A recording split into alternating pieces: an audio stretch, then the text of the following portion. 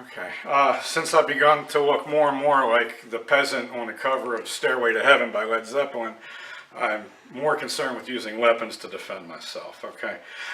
When you start fighting with a stick or practicing a fight with a stick, traditionally, you get a whole hand below it, all right? The longer the stick is, the more length you need. That makes long sticks a problem. Long sticks are a problem for a lot of reasons, but if you get over 31 inches, you've got to leave so much here that it can get caught on stuff.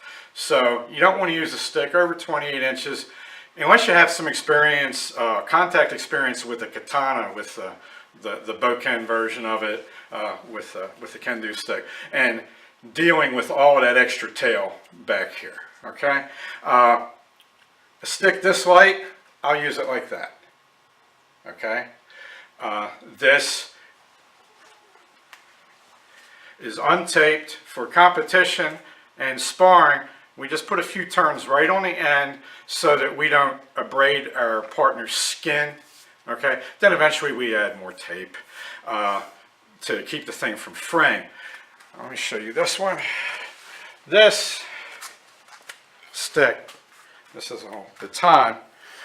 If we're sparring, we hold the glazed slippery end to work on our grip, and we strike with the taped end because we're trying to save the stick and save our partner with this tape. Now, if you're striking as hard as you can, the tape makes it worse.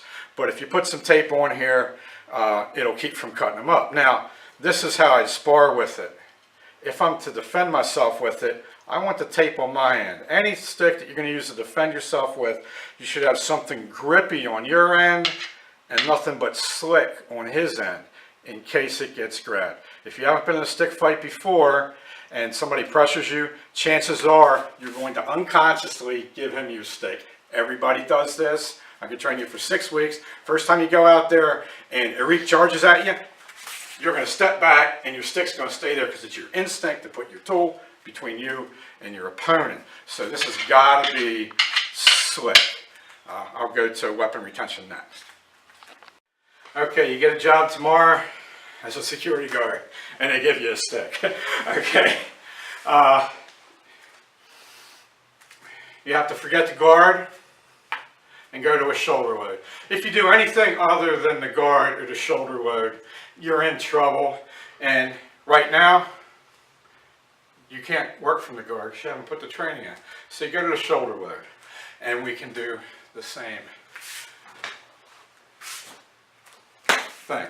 I went to my heaviest stick here because, relatively speaking, whatever stick you're handed, until you put in at least 6 months of conditioning here, it's going to be really too heavy for you to handle, unless you're a plumber or an electrician, some kind of apish trade that builds these things up. We can go from the shoulder load.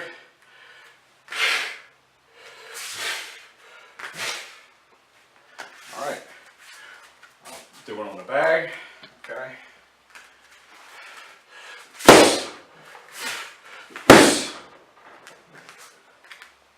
Going the other way.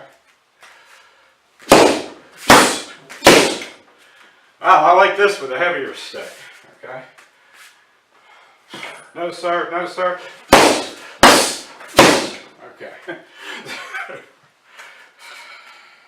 Okay, this rest position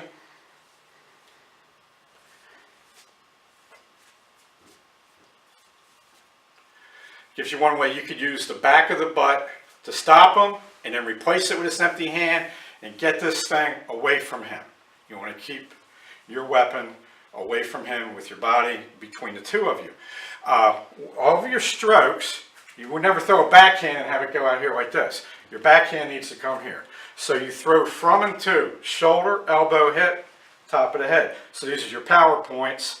You could go shoulder to shoulder, that's fine. You don't go elbow to elbow, you don't go hip to hip, because then you just get your head ripped off. So shoulder to hip, hip to shoulder. So if your stick is always at one of these power points, it's really doable for you to maintain control of it. Now, this is going to take you 6 months to learn this guard and to operate out of this. So if you get a security job tomorrow, CMJ, and they give you a stick and you've got to deal with a bunch of goons, Your stick needs to be here, and you need to be most of your dealing with this empty hand. And if that doesn't work, then you whack them, okay? And now you're going to have to whack them again to get the stick back, or snake it around your body like that. You can't use your stick to poke at people without it being taken. Now, Garen, could you come here, please? Yep.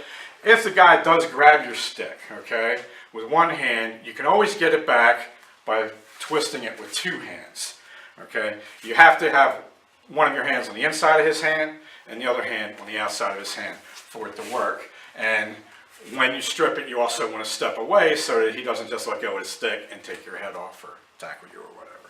All right.